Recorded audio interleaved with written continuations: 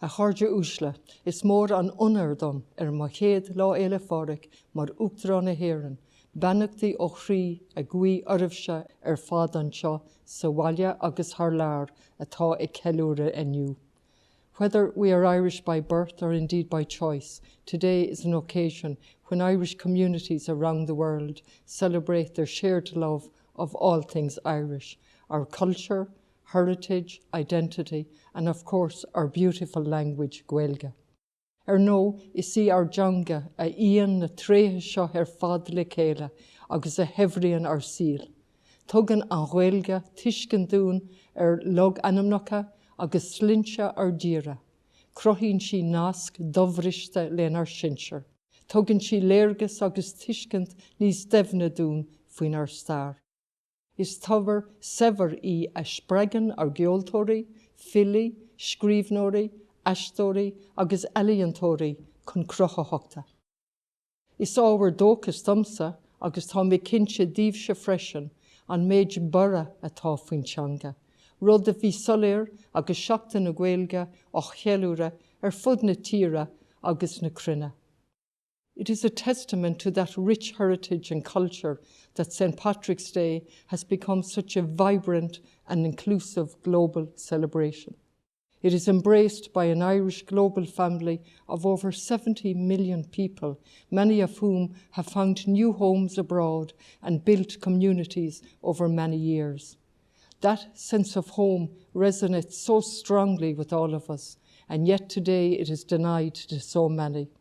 As we gather together to celebrate St. Patrick's Day, it is appropriate that we recall the foundational story upon which our National Day is based.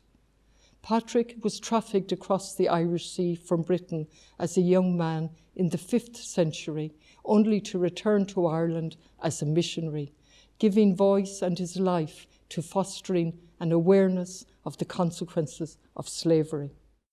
The story of Patrick's life serves as a reminder of the resilience and courage of migrants, the invaluable contributions that they have made and continue to make to the countries they now call home, sometimes even in the face of great adversity.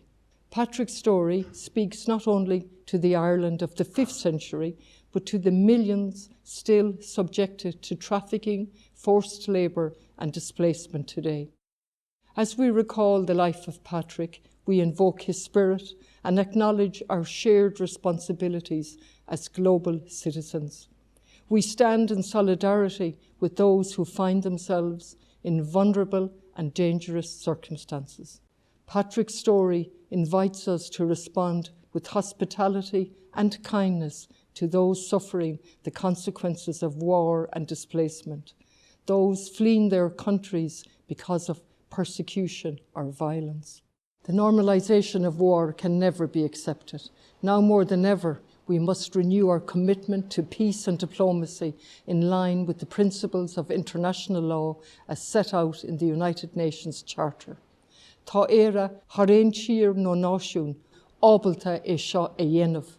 Seasan ar dafid síochánaíochta nar brisú ó 1958 i le, agus na blianta de chumantas don dí armáil mar chuntas an tionchar a scuimse is féidir a bheith ag stát beag neodrach mar sinne nuair a gníomhíonmuid le honrachas agus cospóir.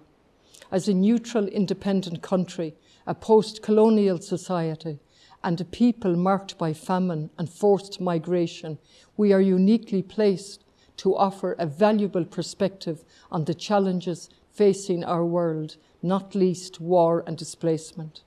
We are a people who have travelled our own path to peace in dealing with bitter conflict and its legacy. We understand that peace is not merely the absence of war, but also the presence of justice. A cháirde, wherever you are celebrating St. Patrick's Day, may I send you my warmest wishes for a day of festivities and perhaps reflection too.